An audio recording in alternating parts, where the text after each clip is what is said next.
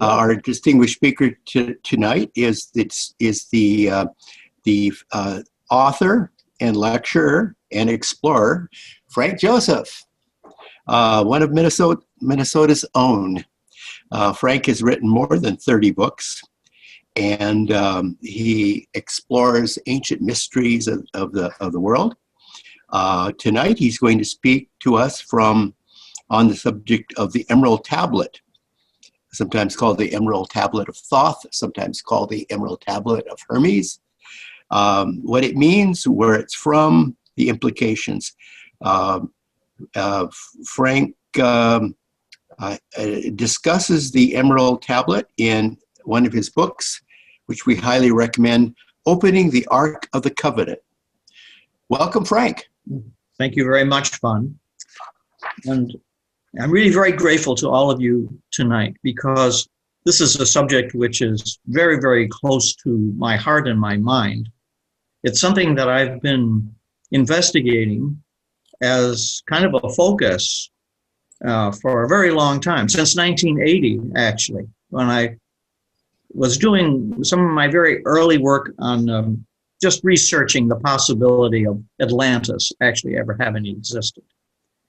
And while I was compiling just archaeological material, I found that there was something repeated over and over again. And that was the concept of the navel of the world. It was repeated throughout numerous cultures, but basically said the same thing. Well, over the last more than 40 years now, I still haven't solved all the mysteries of this, but I have learned a few things along the way. I'm not an expert in anything. I'm a student. I just learned some questions to ask, the proper questions, and then some of the answers came up, and I was led on some of the clues around the world. I visited numerous places in North Africa, all across Western and Eastern Europe, all the way into Polynesia, Asia, and so on, Thailand, looking for some esoteric material, and I found a lot of it. And so part of my presentation tonight is based on this, and I think to me, it's one of the most important things in the world. It's literally that. It's one of the most important things that has ever been found. And it's another one of these things that's what is old is new. It's been around for an incredibly long time. What I mean by it is not just the Emerald Tablet or tablets, but what they signify. So I guess the best way to get into this is to go over those questions that are listed on the flyer for tonight's presentation. And I will try to address those questions specifically, because these are questions that are generally asked, I found, about the Emerald Tablet by persons who want to find out about it. Well, what was it? Why is it important?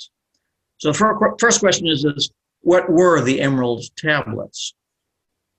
The Emerald Tablets were first and foremost the results of shamans a very long time ago. Now, a shaman, of course, is someone who either has the natural born ability, like a psychic, or else an ability that has been learned over a lifetime of teaching and experience.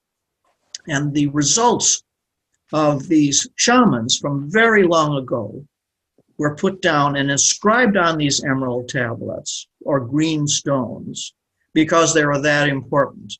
Now, what is a shaman? What does a shaman do? A shaman, it's a Siberian word, but all native peoples have their variations of shaman. The Native American Indian shamans, of course, are very famous, but all shamans everywhere, even though they're completely disassociated from each other in terms of geography and history and time, they all are basically the same. What that sameness is, that through an altered state of consciousness, they're able to access mystical experiences, which the rest of us are only blessed from time to time having, or maybe never. So the emerald tablets are a collection of that. Now the name emerald, get that right away, this doesn't mean that there was actually a tablet made out of the mineral or the gemstone of emerald. It means that it's precious. The tablet for its text is precious. So it's saying this is a precious stone. Were they engraved with urgent guidance for our troubled times? Yes, for all troubled times. The troubles that we go through as individuals, the horrible challenges sometimes that some of us have to face, either as private persons or as citizens of a particular nation or a civilization and a culture which is in decline. So yes, I think that understanding them can be very practical in that sense. Did they contain accurate prophecies of the future? No. What made them so special that great historical figures, such as Sir Isaac Newton and Madame Helen Blavatsky, treasured their message? What made them so special was that the introduction to the tablets is all that survives. But that introduction is a summary, almost in poetic language, that's been translated and retranslated over and over again. Even Newton himself attempted a translation of this introduction.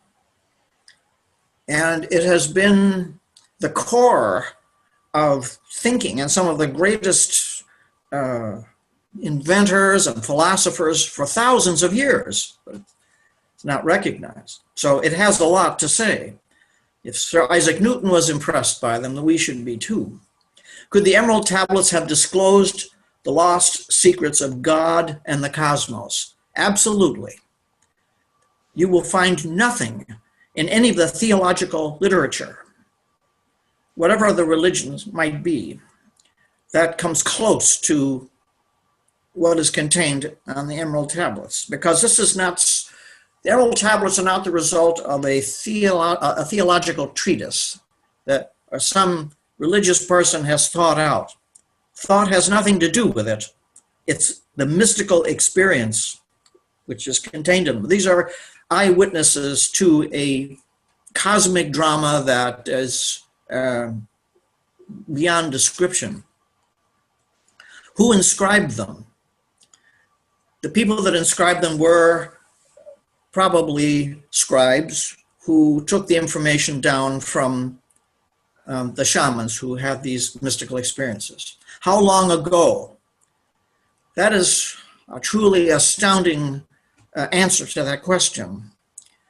We do know that this introduction that is printed on the flyer, and I'll go over it again, this introduction to the Emerald Tablet text was introduced into the West, into Western civilization, 1,000 years ago. But it goes back much further in time than that. So how old is it? I hesitate even to say, but the evidence for it goes back long before the advent of civilization. So some human beings, or human being, literally tens of thousands of years ago, was able to have a supreme mystical experience that was handed down even before the beginning of the written language. What became of these precious stones? They were either destroyed at the end of the Roman Empire in 476 AD. When a civilization falls, it's not a pretty sight. You know, all of the things that we take for granted, cleanliness and police protection and all that, that just vanishes. And everything goes with it. When a civilization falls, even though it's been around for thousands of years, it might have been a great empire, world empire, there's virtually nothing of it left except scraps and hints of things that used to be. Now that even includes Rome, which is among the greatest of all of the well-documented previous civilizations. Even that is only fragments. And so these stones were either hidden at a time of great chaos, or else they were destroyed by the purveyors of a contrary idea that they felt threatened by. Do they still exist? Possibly, but we just don't know. If so, where are they? Do not know. So those are the questions that are generally associated with the Emerald Tablets. Only 14 lines survive from the original text, which is actually, we're lucky because some of the greatest literature of the ancient world is totally gone. We just have references to it. But I'm going to read this, even though you're probably familiar with this. You got a chance to read it when it was on the leaflet that was sent out for this presentation. And I've made just a couple of small but important changes since then. So it's a little bit different. Here it goes. Truth, certainty. And this is what the Emerald Tablet opens up with. These are the first words. That in which there is no doubt, that which is above is from that which is below, and that which is below is from that which is above, working the miracles of one thing, as all things were from one. Its father is the sun, and its mother the moon. The earth carried it in her navel, and the wind nourished it in her womb, as earth, which shall become fire. Feed the earth from that which is subtle with the greatest power. It ascends from earth to heaven and becomes ruler over that which is above and that which is below. Well, it sounds like almost a riddle, but hopefully I'll be able to introduce some of these things to you that will make it more clear. These are the only words really that could clearly describe what followed afterwards, the long text which is supposedly gone. There's a chance that that text, although lost, was found by none other than Madame Blavatsky. We'll get into that. As I said, this text was introduced to Western civilization 1,000 years ago. Well, that's very important because what was going on in Europe 1,000 years ago? A huge crisis, a fundamental crisis that is still with us. After Rome fell in 476 AD, and there was the triumph of the church, all competing religious ideas, spiritual ideas, were criminalized, and the church was triumphant. As a matter of fact, it's known as the church triumphant. And the church absolutely dominated Western civilization between 476 AD and 1000 AD. It's like written in sand. Between that time, the church was beyond question. All power was in the hands of the Vatican. There was no discussion. There was no opposition to it. And one of the elements of cohesion for the political power of the church was the efforts of priests to constantly harp on the end of the world at 1000 AD. 1000 AD, the world would end. And you have to understand that that's going to be the destruction of everything. You have to be ready to go. And as that time approached, in around 900 AD, a little bit after that, people began giving everything they owned to the church to buy their way to salvation. Because when the world ended, the day of judgment would come. And people would either find themselves going to hell or to heaven. People would give away their children to the church to become nuns and priests. And of course, the church was very accepting of all this. You had the plenary indulgences, which were, if you wanted to, however much money you wanted to give, you could lay up treasures in heaven. So in 999 AD, things were pretty tense because everyone was waiting for Jesus to appear enthroned on a cloud of fire, and judgment would begin. Well, 1000 AD came and went, and it was the biggest non-event in history. The world did not end. And people began saying, well, can we have our money back?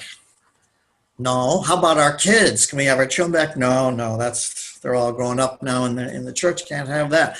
And this created an enormous schism between the church and the rest of Europeans. It was a very difficult time. And it was at this time, right after 1000 AD, when the world didn't end, that people began looking for outside of Christianity for the first time. And one of the things that happened was the introduction of this text that I just read to you.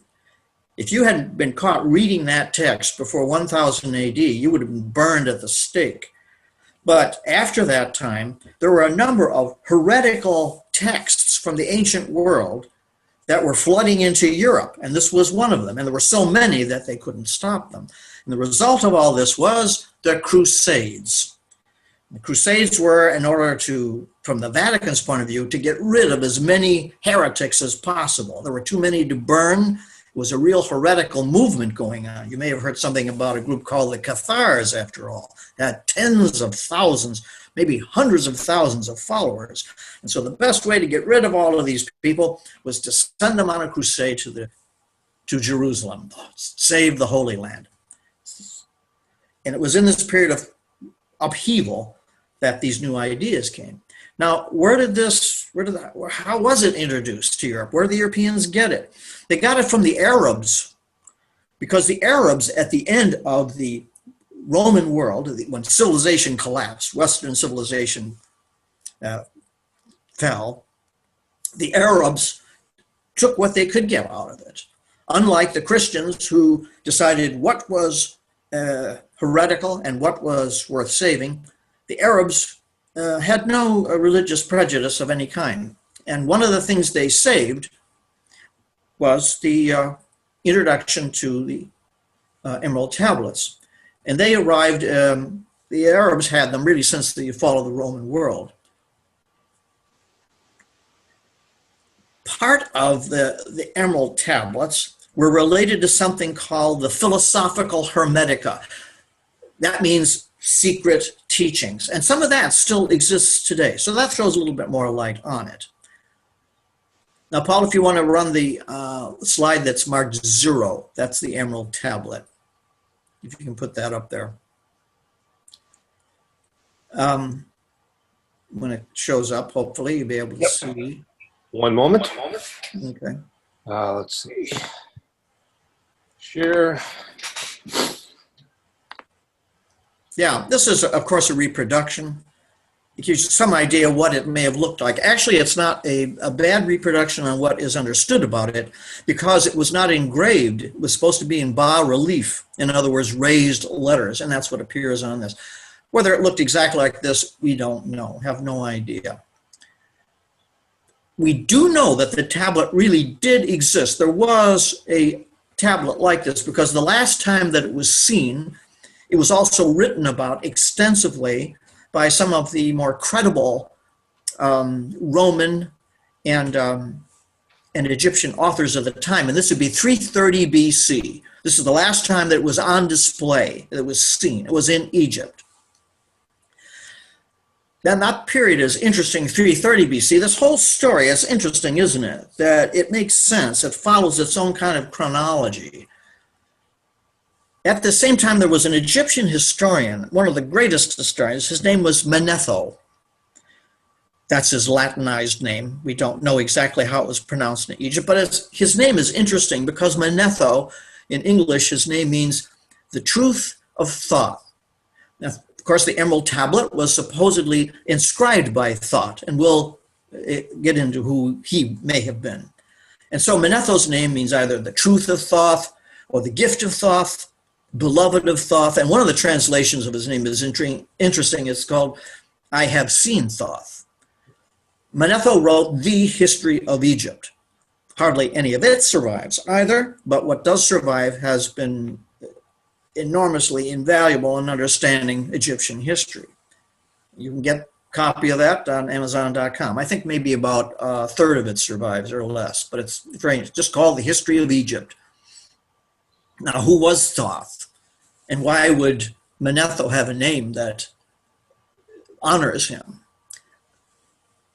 In Manetho's explanation of Thoth, and it appears in other Egyptian sources like the Egyptian Book of the Dead.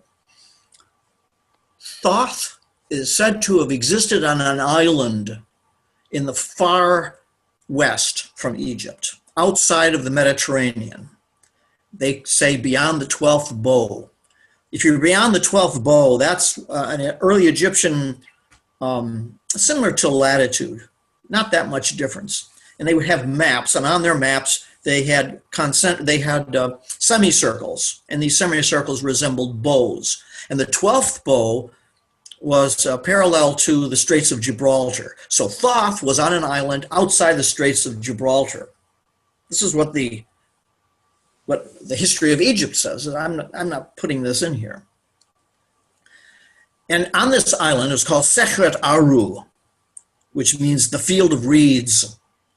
And the reason it was called the field of reeds is because the reed in Egypt was used as a pen. You would go to a swampy area down by the Nile, and you'd break off a reed, and you'd sharpen it. It was used as an ink pen. The Egyptians had little bowls of ink. So if you had a whole field of reeds, Sekret Aru, that meant that signified a place of great learning, highly literary place. And on Sekret Aru, there was this high civilization that arose. And over time, the people who were on this island, so the story goes in the Book of the Dead, and so Manetho says that the inhabitants of Sekret Aru became arrogant. They began to drift away from some of the original teachings that made their civilization great, and they became greedy and more interested in material considerations rather than in other words, they cultivated their person instead of cultivating their soul or their mind, to put it in pretty much in how they describe it. And so the gods decided to punish Sekret Aru by sinking it. And so as the island was sinking, one of their leaders, whose name was Thout, got into a boat with his relatives and his followers. And as they were sailing away from Sekret Aru, the island sank with most of its inhabitants. The boat then arrived at the Nile Delta. And when Thout got off the boat in Egypt, he had with him the emerald tablets. And the emerald tablets had inscribed all of the high wisdom of Sekret Aru, all of the high technology, all of the high spirituality, metaphysics, and so forth. The moral codes and everything that made Sekret Aru great were now to be transferred to Egypt. And by him just reading these ideas off the emerald tablets, Egyptian civilization sprang into being. Well, that's a poetic way of saying that, well, the knowledge from a previous civilization, a previously high civilization, was incorporated in a new society to rebuild it in a kind of a synthesis. Thout's name is interesting itself. Thout his name means, literally refers to as wise as the ibis. And he's portrayed, if you can put on number 2 up there, we can see what Thout. Thout is portrayed as the body of a man and the head of a bird, which is an ibis. Why would they have a creature like this? The Egyptians were nothing except if they were not involved in symbolism. They spoke in parables constantly. And that's why, even though we can translate Egyptian really quite well today, it's still very difficult to understand because they're always talking in parables or metaphors. And some of those metaphors, we have no idea what they meant. For example, the Egyptians would say that Pharaoh has taken his wife, who is his sister. So from that, historians concluded that incest was taking place in the Egyptian royal family. Turns out that never happened because the word sister in Egyptian can be used as a metaphor for someone that you love very much. So if Pharaoh would refer to his wife as my sister, it just meant my beloved, is what it meant. So the same thing with their gods. being portrayed like this, as with this bird's head. Well, an ibis is a bird that walks along the shore of the Nile, and it has high sensitivity. So when you look where when the bird is hunting, you don't see anything except mud. And then all of a sudden the ibis will sink his long beak into the mud, and he will unerringly bring out a little crab, and he'll eat that crab. This was an analogy for the Egyptians, saying that Thout, like the ibis, can find and determine the location of valuable things that are unseen. The rest of the world sees nothing, but Thout is able to go and penetrate the barriers to valuable things, nourishing things that no one else can see. Now, in this particular image, he's holding the Ankh in the middle. That's a very famous symbol. It's a symbol of life, actually eternal life. And the symbols on either side of him are scepters. So the whole meaning there is that this Thout is bringing us something very powerful. Not just Ankh, the life, but eternal life. And he's holding it with his left hand while he's blessing it with his right, that this is the most sacred thing that he knows. And in his left hand is a vessel, which is associated in Egyptian hieroglyphs with womb, the place of rebirth, eternal rebirth, the navel. So Thout's name means he who is like the ibis. In other words, able to discern these lost high treasures. Part of the myth associated with him is that when he left Sekret Eru, the original emerald tablets were left behind in a pyramid and vanished into the sea. This is Egyptian oral tradition. Thout is also depicted sometimes as the god Shu, S-H-U. Shu is the Egyptian version of the Greek Atlas, holding up the heavens on his shoulders. These are all, they seem to suggest Atlantis, which is Plato's story. I'm not going to talk about that, but nonetheless, it's difficult to avoid the parallel between what the far older Egyptian tradition of Sekret Eru and its close resemblance to Plato's story of Atlantis. Thout is also portrayed as wearing the double crown of Egypt, which portrayed the upper Nile Valley and the lower Nile Valley. This means that he was the first. He was the first civilizer. He was a culture bearer. He brought civilization to the Nile. And the great value of what he brought was not only the technology, but the basis of this religion that the Egyptians practiced for over 3,000 years. That is a record that is unsurpassed as far as high spirituality. And how is it possible that a spiritual discipline would be able to persist over so many generations? And Egypt had its turmoil too. Egypt rose and fell several times before it finally fell completely.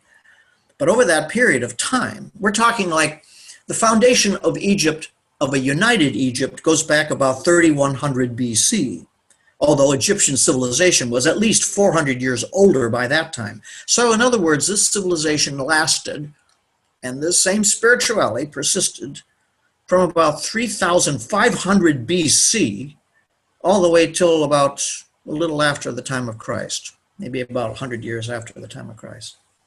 It's quite amazing. Now we talked about where the Emerald Tablet text may be. Are there any copies of it? There is a controversial source for the remainder of the text, and I have come to conclude that it might be either the original that still survives or has been remodeled, but relatively slightly. And this is a book which to my mind, and to many others besides, is the most important single piece of metaphysics that we've ever encountered. That if this is a modern fake masquerading as something else, it was put together by an incredible genius. And we do know that there is a man associated with it, and he was a very excellent scholar. The name of this is a book that you may be familiar with. It's a slim volume, but it contains a great depth of profundity. It's called the Kybalion. In the Kybalion, we have a copy of the cover that you can see. It's still available from Amazon.com. The Kybalion means, it's difficult to describe, but the Kybalion means the words of or the thoughts of Cybele. Well, who was Cybele? Cybele was known as the Great Mother Goddess. That's her Greek name. She was worshipped in Greece as the Great Mother. But her concept is literally the oldest known religious concept in human history. The Great Mother goes back 35,000 years ago, as astounding as that is. What I'm referring to is the Upper Paleolithic period or the Old Stone Age in Europe. You may be familiar with some of the Venus figures from that time. They're all related. They're all variations of the Great Mother, Cybele. She's only the Greek inflection of it. And the concept involved was incredibly high. We tend to think of the Stone Age as a period of grunting primitives and just barely able to survive. That whole concept of savagery from the Stone Age is now completely thrown out, because the more that's being found of the Old Stone Age and the New Stone Age shows a highly sophisticated people with complex concepts, religious concepts. And she, the Great Mother, Cybele, was at the core of this. And so for this book to be called the Kybalion is really remarkable. And it took a lot of digging to find all this out, by the way. I find it difficult to believe that even someone in the 19th century who was familiar with these things would still be able to choose an esoteric name like the Kybalion. And the essence of the Kybalion, it talks about the secrets of the prima material, or the prime matter of the universe. The prime matter is the primitive, formless base of all matter as described in the Kybalion. It is an intrinsic connection between all things, which relates to the world in much the same way as the soul is connected to the human body. The only vital force in the universe, the Kybalion says, is a universal soul. What it means is this, is that all physical phenomena that we see, all physical phenomena, everything in our own lives, from the smallest insignificant incident on Earth to the whirling of the galaxies, all physical phenomena has behind it a spiritual energy, and that spiritual energy is consciousness. That consciousness is in everything. The identity of God is in the sum of all his parts. In other words, it is impossible to separate the Godhood from any one particular detail. God is the totality of existence because it permeates everything. The Kybalion was put together in 1908 by a fellow by the name of William Walker Atkinson. He was born in 1862 and died in 1932. And he was a brilliant guy. He was not interested in Egypt, however. His focus was primarily in the Hindu tradition. He was a highly successful lawyer early in life. And his profession, he found, created a moral upset because he had to do unethical things in order to win court cases. Things haven't changed that much. And he had a nervous breakdown. And when he came out of his nervous breakdown, he completely threw over his attorney's career, and he became a theosophist and joined other metaphysical disciplines as well. And he hooked up with Helen Blavatsky at one time. And Blavatsky, one of the things about Blavatsky that was really interesting and important, and it's not as well known, is that she herself was involved and, more importantly, sponsored trips around the world. This is this is long before Club Med. This is when it was very difficult to travel places like Tibet, actually impossible to travel places like Tibet, dangerous and no roads and many hazards. She sponsored expeditions into various parts of the world, specifically to find out more of these lost traditions. And it would appear that one of her expeditions was able to find out something about the Emerald Tablets, more of them. The Emerald Tablets, as they appear in the Kybalion, seem to be in line with those first verses that we read at the beginning of the presentation.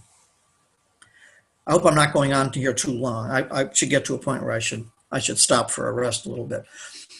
And I will after I mention the 7 principles that are in the Kybalion. And I think you can see how they fit in with the Emerald Tablet idea. The first principle is that of mentalism. Quote, all is mind. The universe is consciousness, unquote. In other words, everything that's been created, and that will be created, everything is part of this thought, this divine thinking that is going on. That human beings are part of this divine thought process. Number 2, the principle of correspondence. As above, so below. And that's right out of the Emerald Tablets. As above, so below. As below, so above. This signifies a correspondence between physical phenomena and spiritual energy, frequency, vibration. Well, somebody that was not a theosophist, was not a religious person, but one of the greatest technological minds of all time was Nikola Tesla. And Nikola Tesla often said when he was asked, well, what can we find that binds all this together, makes sense of it? He said, everything is frequency, everything is vibration. And if you can find the proper frequency and vibration, you can do anything. That's what Tesla said. Third, the principle of vibration. Nothing is in rest. Everything vibrates, quote unquote. 4, the principle of polarity. Everything is dual. Everything has poles. Everything has its pair of opposites. Struggle is the mechanism of life, evolution, growth, and development. 5, the principle of rhythm. Quote, everything flows out and in. Everything has its tides. All things rise and fall. The pendulum swing manifests itself in everything. The measure of the swing to the right is the measure of the swing to the left and back again to the right. 6, the principle of cause and effect. Quote, every cause has its effect. Every effect has its cause, spiritually as well as physically. Everything happens according to law. Chance is but a name for law not recognized. Nothing escapes the law, unquote. And 7, the principle of gender. Gender is in everything. Everything has its masculine and feminine principles. Gender manifests on all planes, unquote. This is the basic ideas behind the Emerald Tablets. So I believe that the Kybalion, even though this book was printed in 1908, is a product of the times in which Madame Blavatsky was doing her terrific research. And the more that we understand these principles, an interesting change takes place in us. And the change is there's a sense of inevitability. And there's a kind of a comfort in that. Now, inevitability doesn't mean that things are inscribed in stone or emeralds, and that's the way things are. That's not what is being said here. Things are very malleable, but everything makes sense. Everything is part of this great thought process going on. So God is the creator, according to the Kabbalion and the Emerald Tablets, that God is the co-creator of the universe. And we are its co-creators. We co-create when we follow our bliss, as it were, when we do that which is important to us, our own passion. Well, this is, of course, a very famous symbol. Every time you go to the doctor, you can find things like this. This is the caduceus. That's a Greek name meaning the herald's wand, and it is the scepter of Thoth, the engraver of the Emerald Tablets. Thoth was known as Hermes to the Greeks, and that's where we get our word from. Something is hermetic or hermetically sealed. That means it's secret or it's arcane. He's most famous as the Roman Mercury. Mercury, Hermes, Thoth, they're all the same concept. And this symbol goes back many thousands of years. It's used by practitioners of the medical profession because it's the symbol of healing. And that certainly is what it always has been. And not just physical healing, but intellectual and metaphysical healing.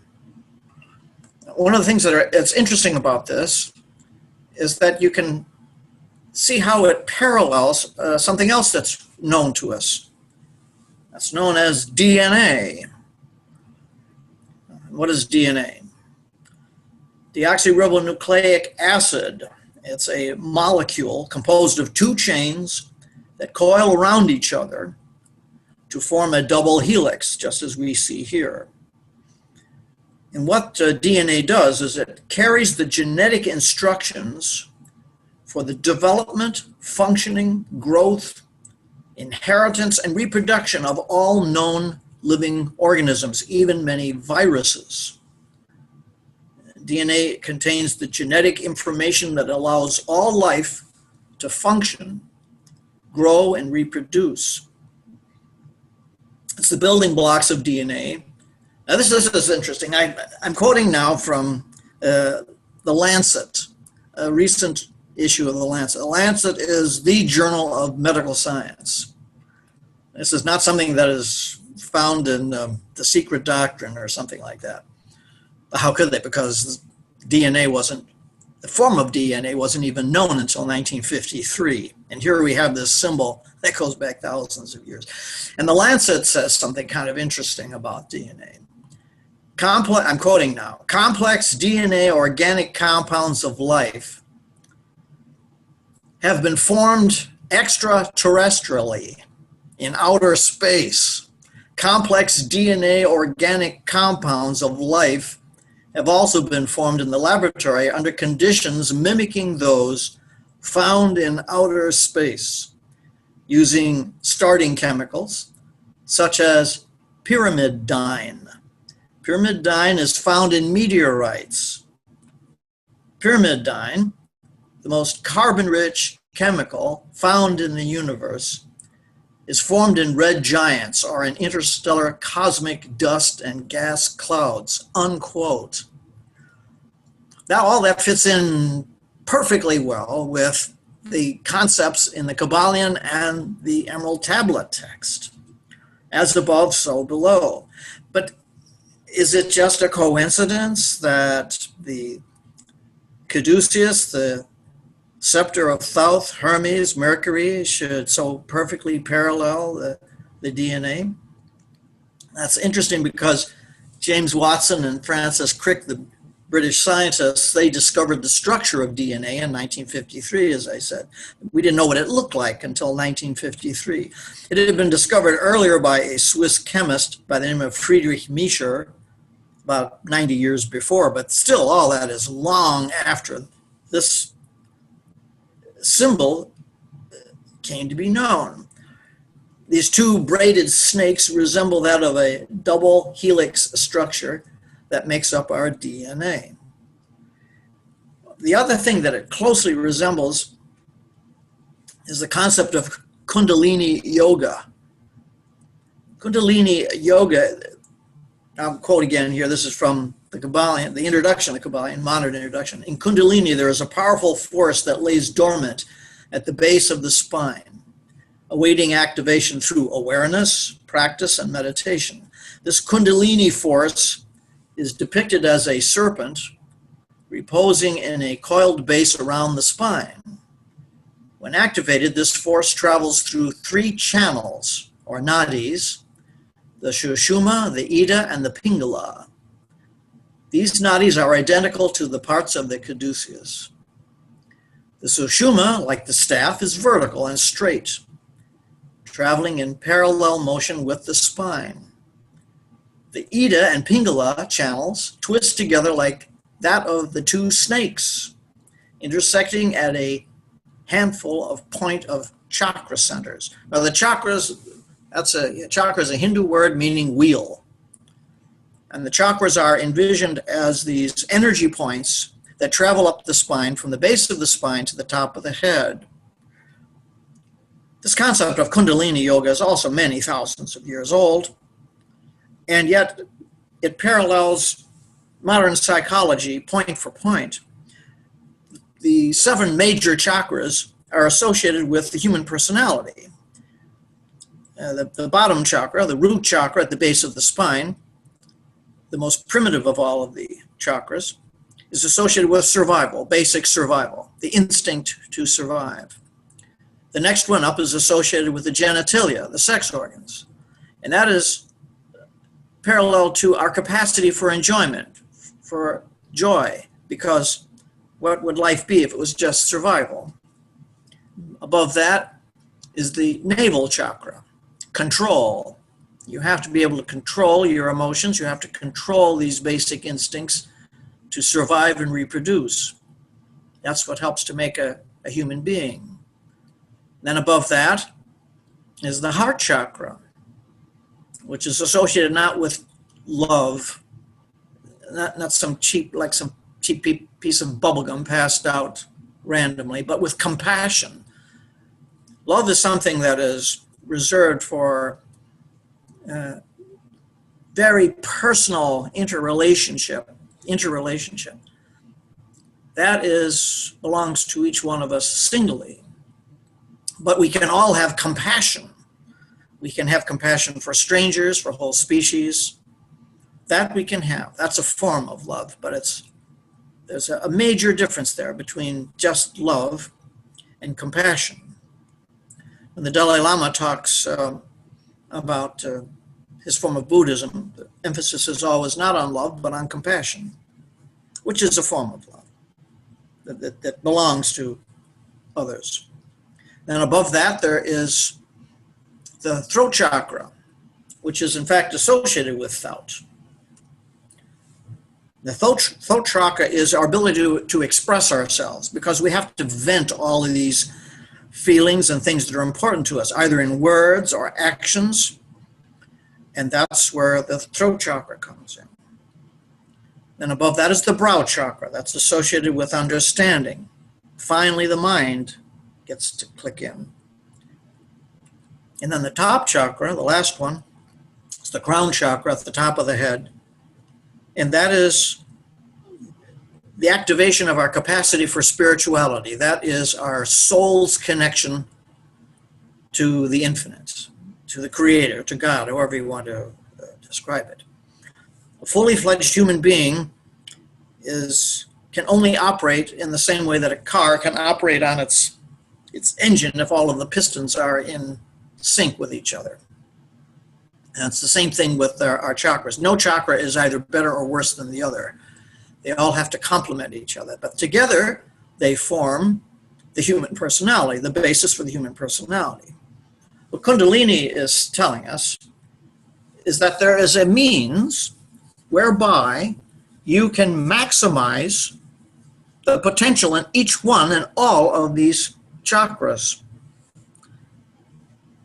But it is best served if you shoot for the top chakra, the spiritual chakra. And this is what happens when the shaman goes through his or her ordeal and reaches their mystical experience.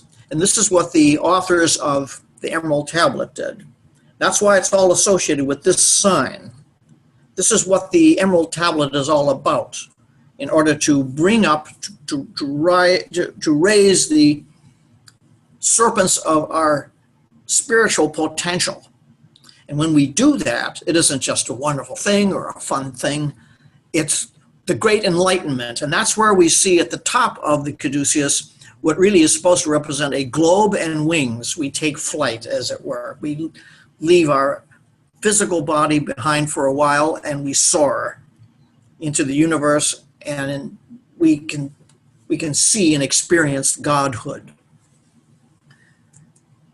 And that puts our own existence into a proper focus.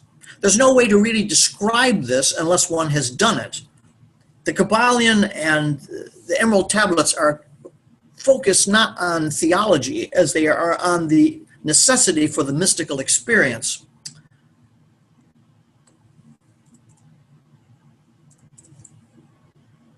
And let's see. That mystical experience is shown, if I can find this here. Yeah, Emerald Tablet 1, Paul, if you could do number 1.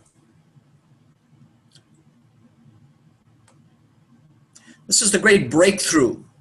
On the right, we see the daily world that we're familiar with the world of phenomena, things happening, the sun, the moon, the stars, the world. But that breakthrough moment is shown by this human figure on the bottom left, where he sees the mechanisms that underpin all of the physical phenomena. And those mechanisms are the spiritual energies that move everything.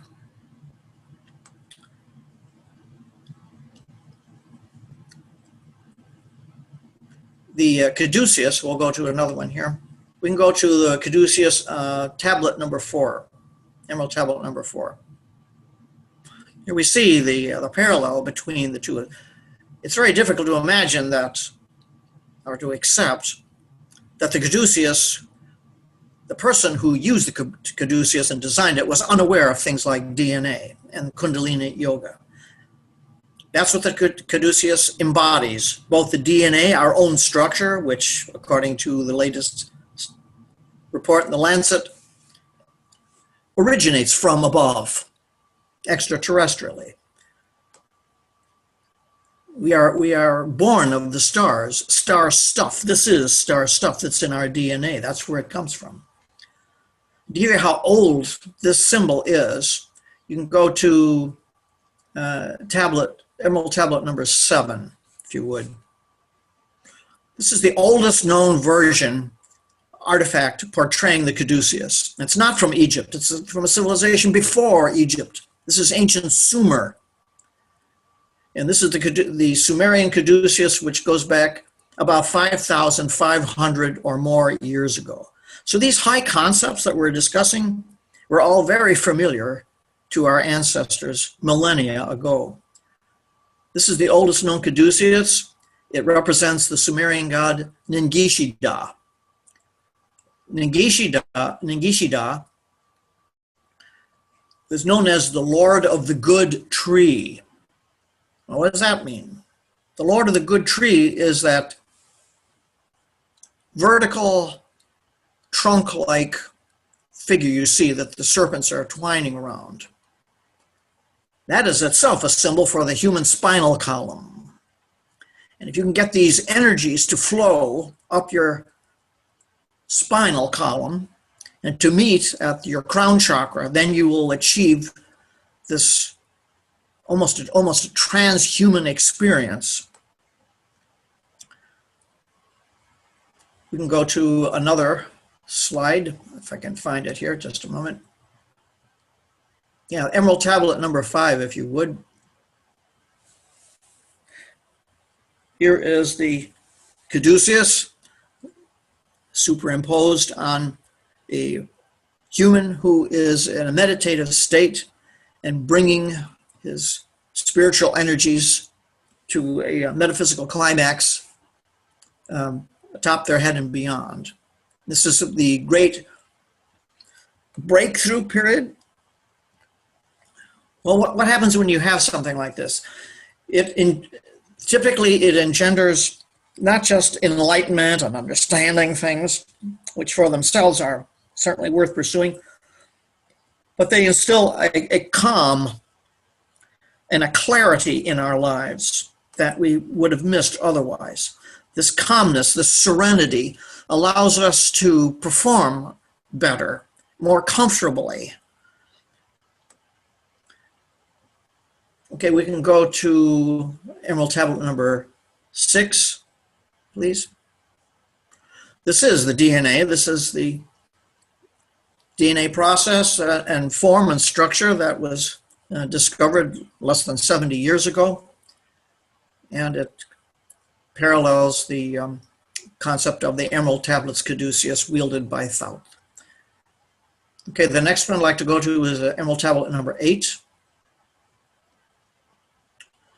This is from an ancient Greek urn, goes back to about the time of Plato, about 400 BC. This is the tree of life. These are the gods and goddesses.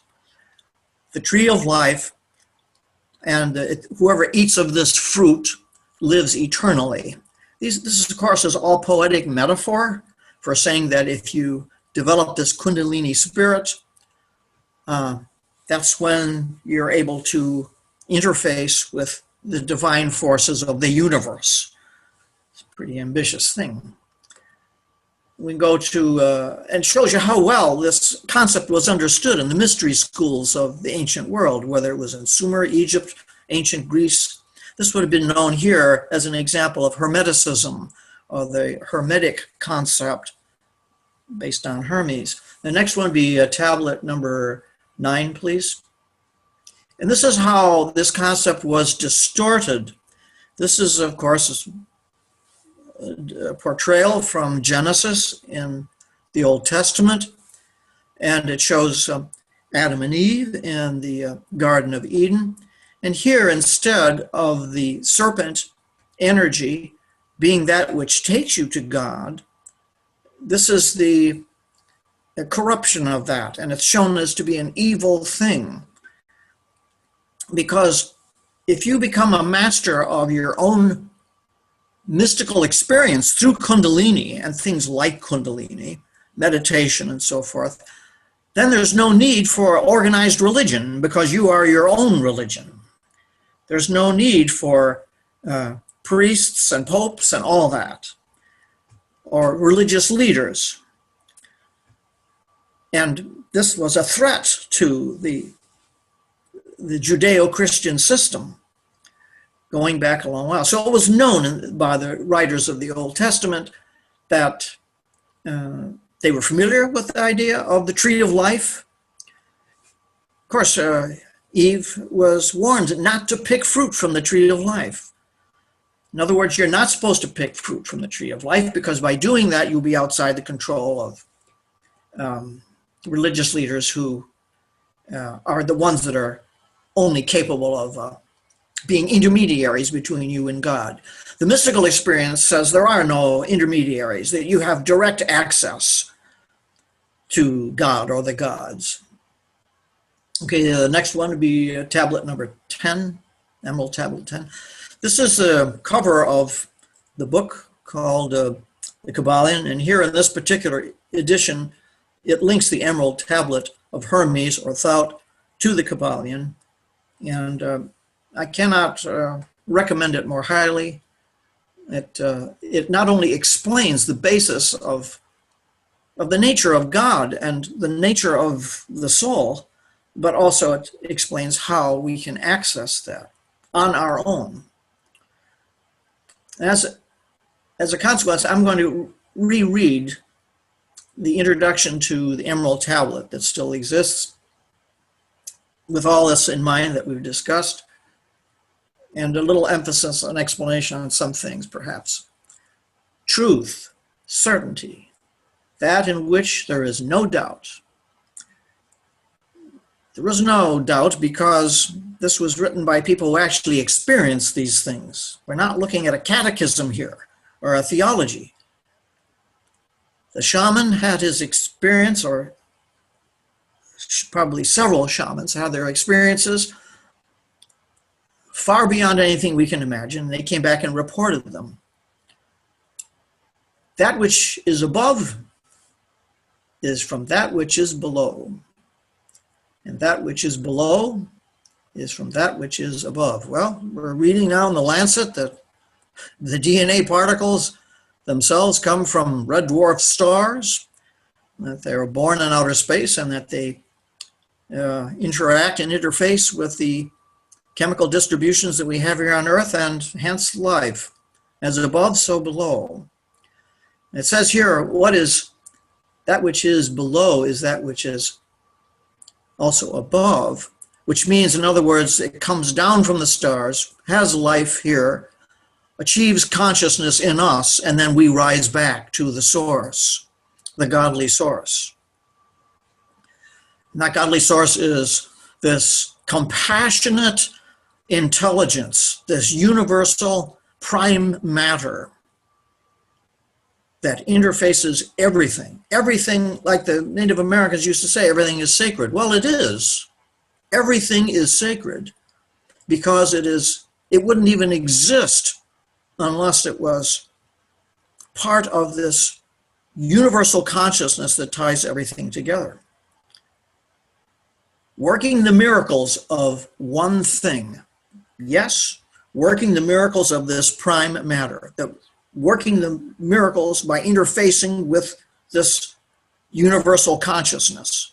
And you do that through meditation, the Kundalini.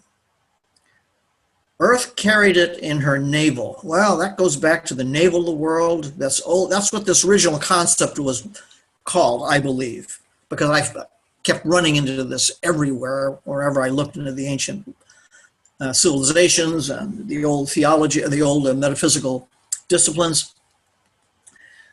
The Emerald Tablet of Thought really reflects a religion of mystical experience called the navel of the world. The Father is the sun and the Mother is the moon. The earth carried it in her navel. The Father is the sun. The sun is associated with male energy. And what is male energy? Male energy is cold, hard facts, creating physical things, dynamism, full consciousness, understanding, the light of day. The moon is the feminine principle, to accept that which is unseen, the valuable things that are intuited, that are not otherwise seen in the broad daylight. Feeling, sensitivity. The earth carried it in her navel, the navel of the world. And the wind nourished it in her womb. Again, that emphasis on the creative aspects of the cosmos. As earth, which shall become fire.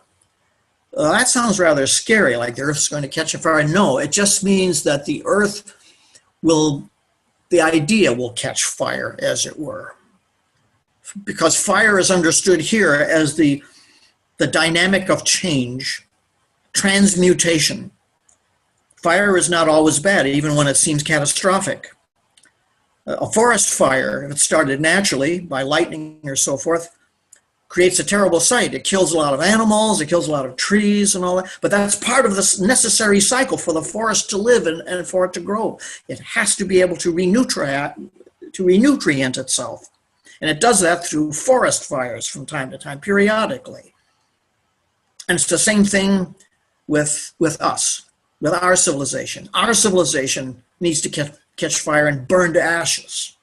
It needs to be absolutely reduced, so that something new will come out of it. There's no difference. Everything is one. So the forest of man's culture is being reduced. And it's no good opposing it, just like trying to stop a forest fire. You can't do it because it's part of the process of renewal, of rebirth. The unfortunate thing is, perhaps, we have to live in a difficult time like this and the difficult time to come. But it's part of the cycle of life. Feed the earth from that which is subtle with the greatest power. That's it. You feed the earth with that which is subtle, working with the chakras, with the greatest power. That is the greatest power. When you have the mystical experience and when you work with the chakras, you're tapping into the universal power, the greatest power, the power that swirls galaxies. You become part of that. It ascends from earth to heaven. That's right, up your spine to heaven. It becomes ruler over that which is above and that which is below. In other words, it's saying that the spiritual power is the absolute power. Far beyond nuclear power or electrical power, any of these other things are nothing. They're sparks compared to the real fire. All this is certainly difficult to grasp. It can't be put into ordinary language. But I think in sharing it with you, I know who you are. Many of you are my friends. I'm familiar with many. I've known some of you for years. And I think you can grasp some of this. So the lesson, if you want to call that, from the Emerald Tablets is to never despair, no matter how bad things will get. And they will get bad. Never to despair, to always have this kernel of serene happiness in you, because things are much bigger than they seem. That life is not a mistake, and that you are a co-creator with the universe. You are a co-creator with the mind of the universe. And the best way to access that is through some form of meditation. You don't have to go through complex systems that are maybe taught in India, but whatever works for you. So that's what I really urge all of us to do. And I try to do it as often as I can. I find it works for me.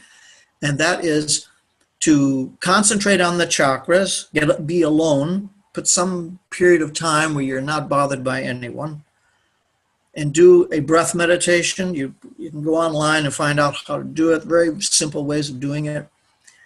And you find that if you get your chakras all cooperating like the pistons in that car engine that I mentioned, your life runs smoother.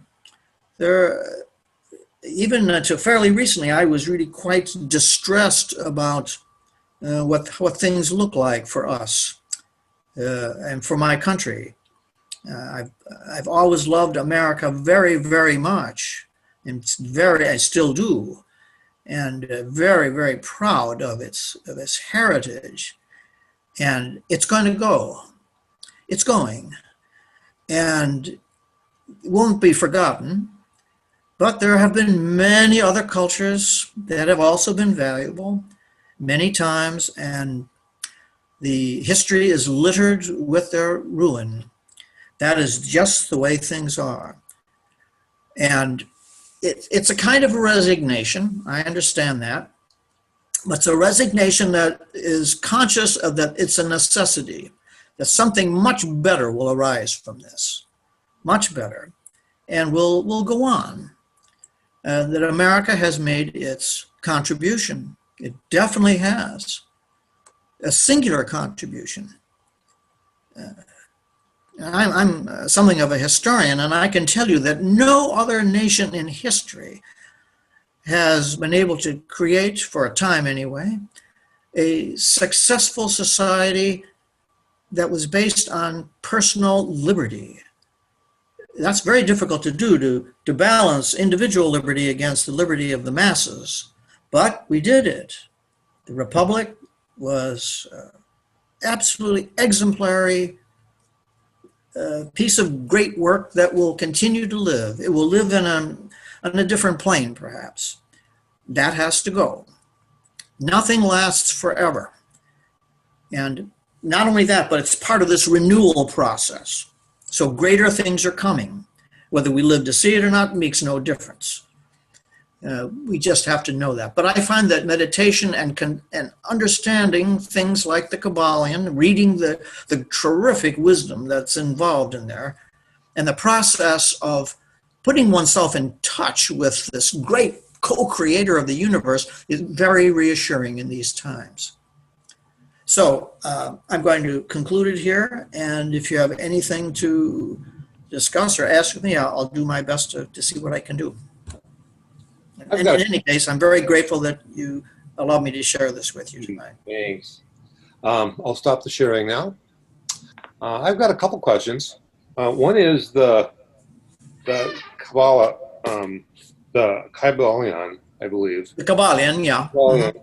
Is that anything related to the Tree of Life Kabbalah, or is it just coincidentally sounding about the same there?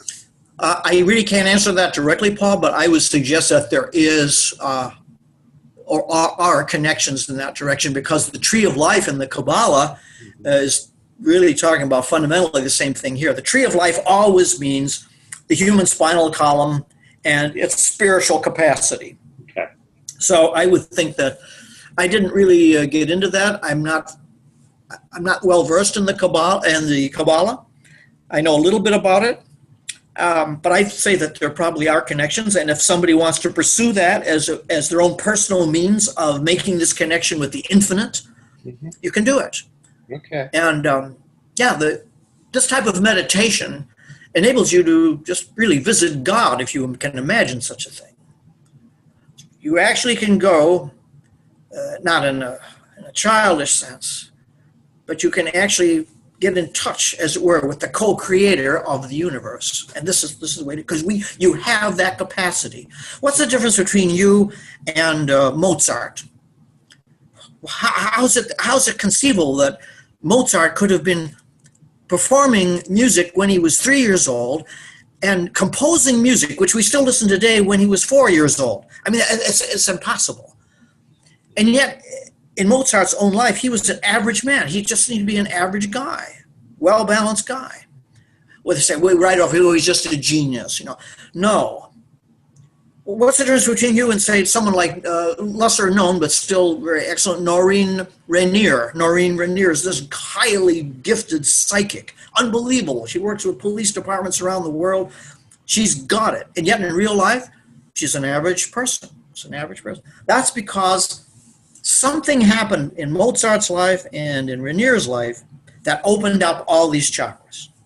Because the chakras are nothing more than awareness. They're not just power in themselves. They're power based on deep awareness. Something happened neurologically, physically, who knows what, that connects their consciousness to all their chakras, especially to their crown chakra. And they can see things and activate things. But in that sense, they're no different than you and myself. We have to work hard at it. They were gifted. They had this neurological anomaly that opened up all their chakras for them. And the result was godlike, wasn't it?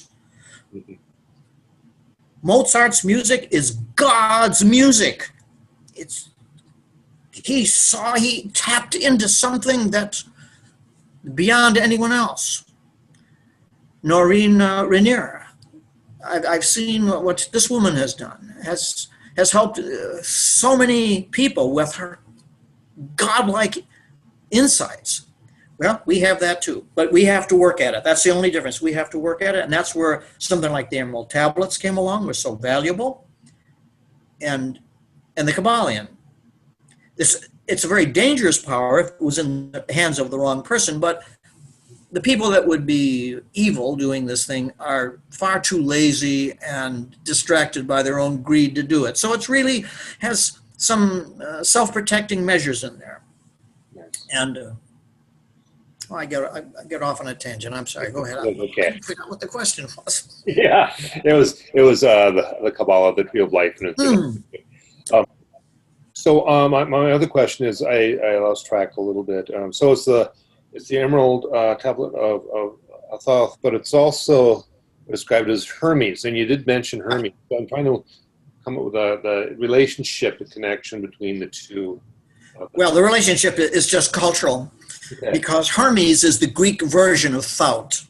Okay, That's all. And just as Mercury was the Roman version of Thoth. And of course, there are some differences, and culturally, Hermes is shown with sandals, that he can fly through the air. And but he's the messenger of the gods, and that's exactly what Thoth is. And what is the message? This is the message.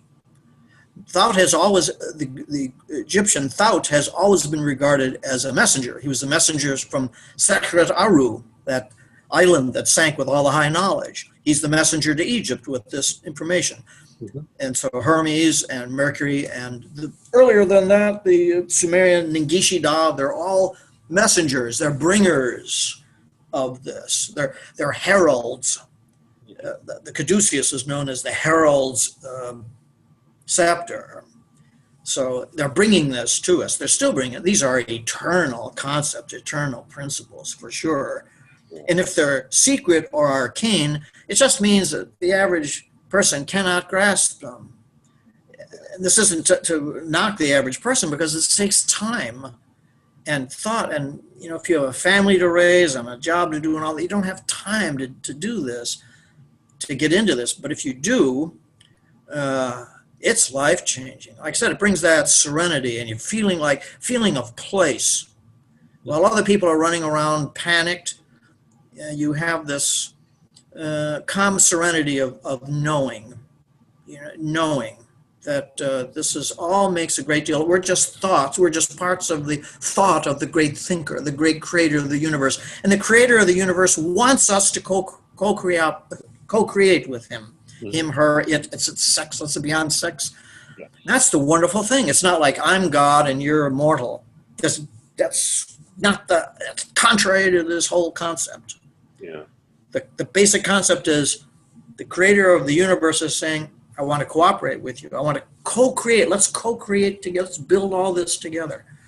That's fabulous. And if you know that, if you really grok that, then there's a certain stability in one of them. No matter how bad things are, no matter how bad the loss of your country and everything else, horrible as these things are, ghastly and catastrophic, they're temporary. What we're talking about here is something that's eternal, not temporary. So Marion Murphy has her hand raised. She has a question. Marion, you want to unmute? Yes. Marion? Oh, maybe it was a mistake. Erica Covet, Yep. you have something in the chat. Do you want to unmute and ask it, or should I just read it? You can, either way. Okay. I just have, we gather these stacks of books, and, it seems like the Kybalion seems like it's the one to go to for the original material.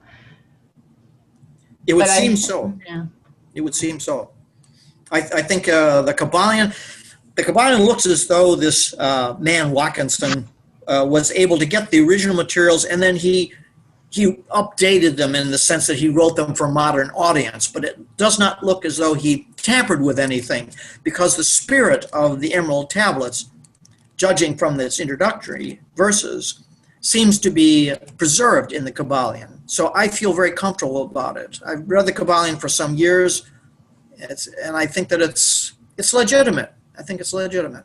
It's the real thing. I don't know what else one needs after the Kybalion, quite honestly. I mean, we shouldn't forget the other theological treatises or metaphysics, but this is really it. This is what you need to know. Thank you. Marion? Yes, hi.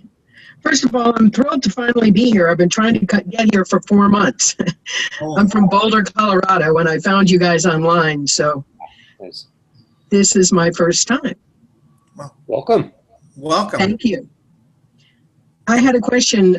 Frank, have you spent any time reading Aleister Crowley on this subject? Yes, I have, and I'm not too happy with him, I must say. I know, hardly anyone is, but he did a lot of work on this.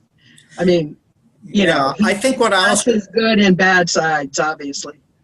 Yeah, I get the impression that Crowley believed and understood these metaphysical principles like Kundalini and so forth, and he wanted to use them for very, very selfish purposes. And that's why he didn't really succeed, because they're not designed for that. They're designed for upliftment and not for control. And he was stuck in his second chakra, his sex chakra, and he never got past that. And it destroyed him. I don't think that he's an example of a successful.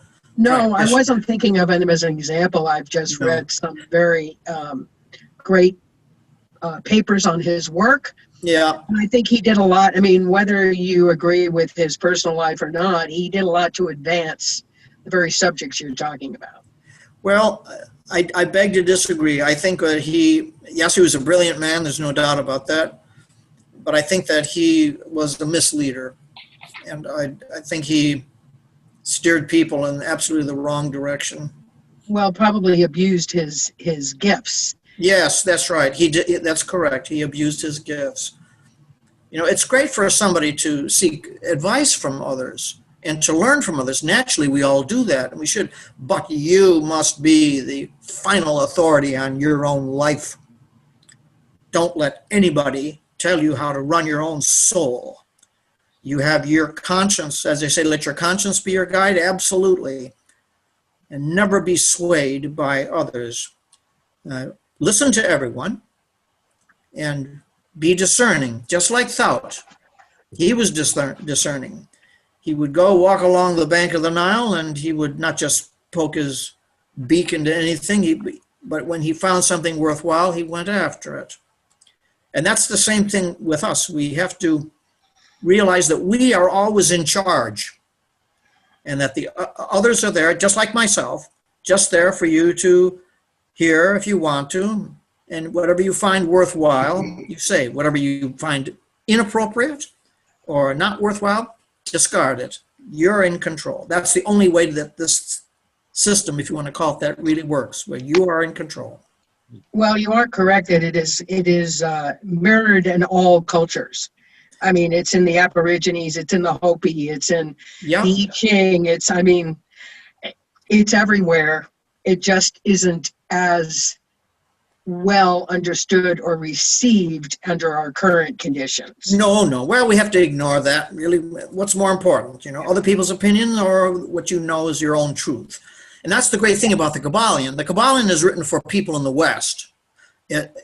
You're correct. All these principles have been known for a very long time amongst Aboriginals and so forth, and it works wonderfully for them. Well, we need that too. And the Kybalion is great because it's tailored to Western European or American modern audience. And it's in that regard, it's understandable. Because if you go to some other culture, you have to look through the gloss of that culture. You have to go through foreign words, foreign religious concepts, and although they're very interesting and colorful, they can be a hindrance if you haven't grown up in that culture, if it's not yours. But when it's in the context of your own upbringing, your own background, then it becomes very clear. And I think that's why the Kybalion and even the little text that we have from the Emerald Tablets is particularly valuable for us. It's not necessarily valuable for anybody else. Everyone as an individual and as members of different cultures have to find their own way. There is no universal way. Are you a student of astrology? Pardon me? Are you a student also of astrology? No, I'm not a student of astrology. I studied it. I still do study it. Mm-hmm. I find that I can't help but come to the conclusion that astrology is absolutely valid. There's a terrific book. The best book I ever read on astrology is by a fellow who's known for other things. His name was John Anthony West, who was very much involved in Egyptology and did a terrific job in that. He passed away a few years ago. His book was The Case for Astrology, still available.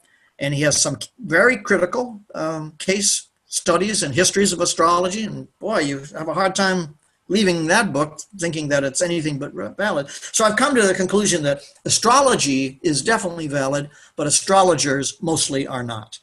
So What? Wow. because Some it's of my very, best very friends are difficult. astrologers. I would not say that to them.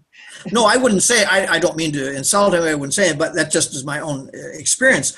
There have been some good astrologers, but I think it's very, very complex. You have to understand too that astrology was considered a real science in the ancient world, that there was no difference between astrology and astronomy. Today, there's huge difference. And that's because that science, and it was, the science of astrology was Well, lost. first it was alchemy. Well, you know? well, but Anyway, what I'm saying is that I don't want to take up too much of your time. no, but no, thank you're you. bringing some really valid points, or really great points. Well, this is these subjects are near and dear to my heart, and I study them every day. So Mhm. that's why I chose to speak up. No, And I'm glad that you do. It's what attracted me to come here tonight. So thank you all for your patience. Yes. Well, Thanks thank for you. coming. Frank, I had a question. You had mentioned the Lancet and about the DNA being off planet. By chance, do you have when that publication came out so that we could review that or find Sure. it? Sure, yeah.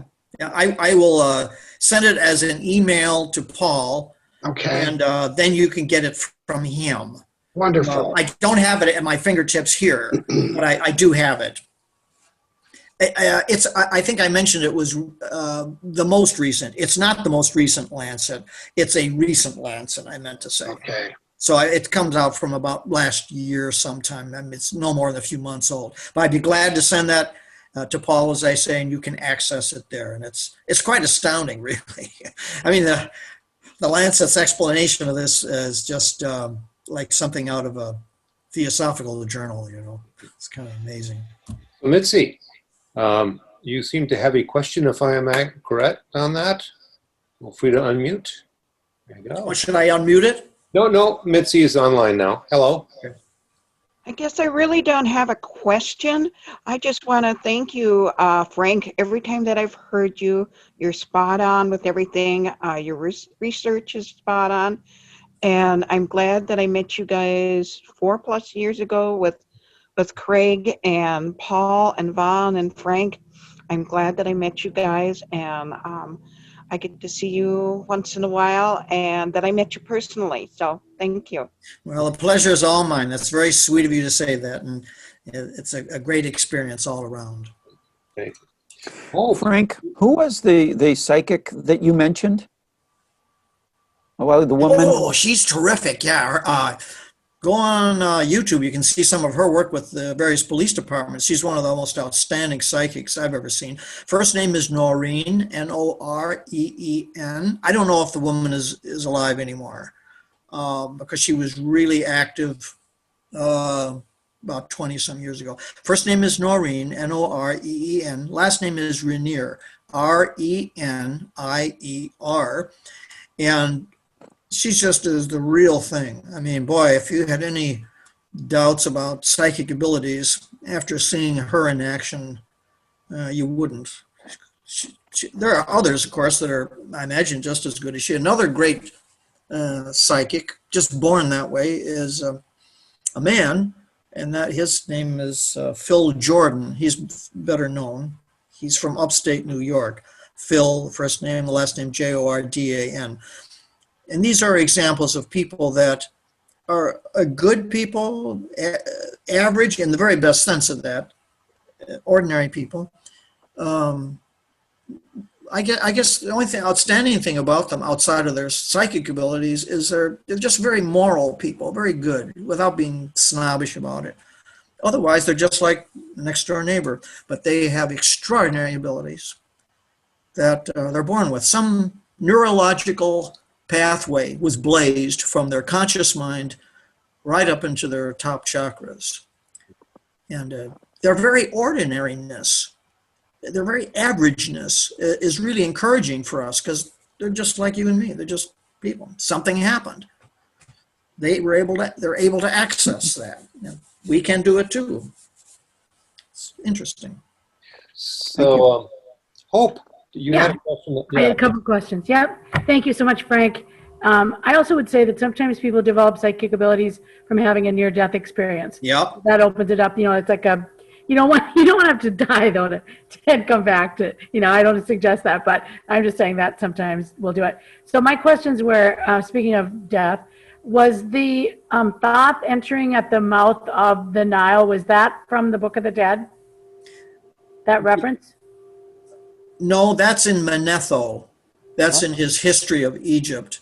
Okay. The Book of the Dead doesn't really deal with history at all, Right. except in the sense that the Book of the Dead is nothing but instructions to the soul of the deceased, How to get what you go through. right. I just wanted to figure it out because it didn't sound right, but I couldn't figure out what I didn't in my notes. I couldn't figure out what you said. Then I have a second question. Yeah. So I just don't remember, even though I've studied all of this a lot. Did the Sumerian culture and time was pre-Egypt, Yes. right? Okay. So is it possible they also had influence from the what did we call that? The island of reeds, the island Yeah, of it's reeds. called the Island of Reeds. Yeah. Yeah. Well, the Sumerians certainly had their story of the flood, as almost all of these cultures did. And the story of the flood is basically. They had the same looking staff too. Yes, right? they had the exact same. They had the caduceus. Yeah, they had the caduceus. Right. So I it would appear that there possible. was. It would appear that there was some kind of a homeland of high metaphysics, and that when this civilization vanished for one reason or another, collapsed, that survivors went to various parts of the world at various different times. Some went to Sumer and the Mesopotamia, others went to the Nile Valley, and they carried with them these same basic tenets that are only different because of cultural inflections. And Peru and even the Yucatan, because when we were in the Yucatan, we saw all over the place Tree of Life, Yes. carved in and whatever, and it's definitely a tenet of the, what would you say, the pre-Catholic tradition there. Mhm. Well, that's very true. The Maya, in fact, did call it the Tree of Life. And there's a place you can go to in Yucatan. It's called Uxmal. And so, We went there, yeah. oh yeah, isn't that? Yeah. I'm so glad you did that. It's really a beautiful place. And Uxmal has on the side of one of its temples a caduceus. Same thing like you see elsewhere. There's a serpent. It's just one serpent, though, not two. It shows one serpent going up a tree trunk, and it has an egg coming up at the top, or an oval thing, the Enlightenment cosmic egg, as it were. So it's something that's been, I think, brought to different parts of the world over time. Thank you. Yeah, thank you. Alex, you seem to have a question, I believe, if I am right. Yes. Hi. I'm actually from New York because I'm really interested in like ancient histories. And it's really hard to find a group like this. And thank you so much for the presentation. It's a lot of information. Actually, I want to understand a little bit more about the Emerald Tablet, the origin. Mhm. I know it has manifested to so many other things, Egyptians, Greeks, and I think if I remember correctly, you mentioned that it was because there was shamans or like some sort of shamanic group, all the way back maybe 5,000 years ago, and they had some sort of practice. And somebody thought that was so important to write it down. Mhm. So this is an introduction. So I was imagining that there's actually this group of people have some sort of practice or ritual that comes along with this Emerald Tablet, or they had the rituals, and then the Emerald Tablet was the recording, or try to record these shamans, what they were doing and their thoughts and their ideas and how they practice sort of their religion, what they believe. And the second thing I want to comment is just that, lately I've been kind of, studying many different types of philosophies. And I find that this Emerald Tablet that I'm learning from you and everyone else, is so not judgmental, and I really enjoyed this. So thank you so much. Well, thank you for your comments. I'm glad you found it worthwhile. It's really great to connect with others. And so thank you so much.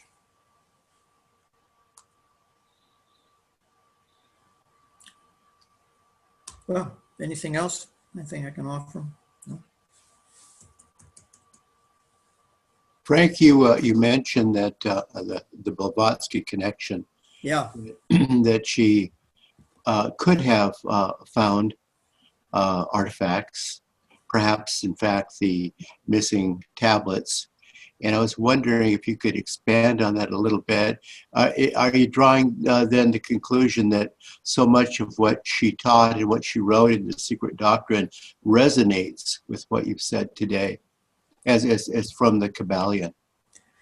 Well, there's no doubt that Madame Blavatsky commissioned the equivalent today of many millions of dollars worth of expeditions over the course of about 20 years.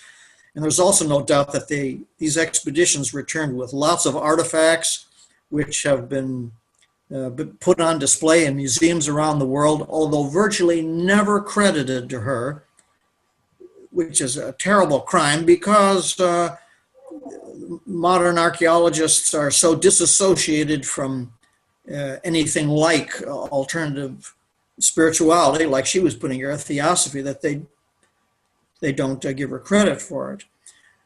So I believe what happened is that one of the things that she did find that we do know is that she found, or her expeditions that she commissioned, found what is known as the Philosophical Hermetica. The Philosophical Hermetica, I didn't mention it because it's kind of complex, but the Philosophical Hermetica looks to be the Emerald Tablet text. The Philosophical Hermetica means the very arcane, secret Hermetica. That now exists. There have been translations of it, various translations of it, not complete.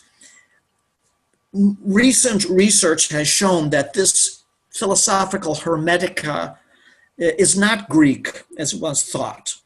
Rather, the Greeks copied it from Egyptian sources, that these Egyptian sources now are associated with the temples of ancient Egypt. So that goes back right to the Thout origins again.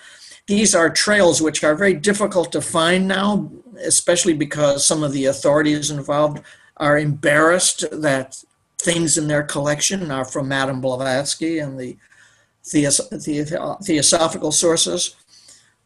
But I would think that, yes, that she definitely found, well, we know that she did find some valuable, very valuable artifactual materials that archaeologists are still using to this day. And I think that it's more than possible that she found either copies of the text from the Emerald Tablets or writings about the text from the Emerald Tablets. And that one of the men that she was working for, this guy called Wilkinson, he put all this together into a cohesive presentation that we see in the Kybalion. So I think that's basically, it's a twisted, complex story, but I think that that's what we're seeing. We're seeing in the Kybalion the closest we'll probably ever get to the full text of the Emerald Tablet. We know that the Emerald Tablet really did exist as recently as 2,330 years ago when it was on display in Manetho's time. And he writes about seeing it, others saw it. So it really did exist at one time. And I think that Blavatsky had access to, I know that she had access to original source materials that helped to form Theosophy as we know it today. I mean, she called it the hidden doctrine. Yeah. For a good reason, you know. It makes a lot of sense. It does. So I think that, yeah, we do have, thank God, you know, for her, that we really do have much of the emerald tablets. She The went, text for the emerald tablet. I think that we owe it to her that this is there. And she was compiling, she was sourcing and reporting so much of what she found around the world.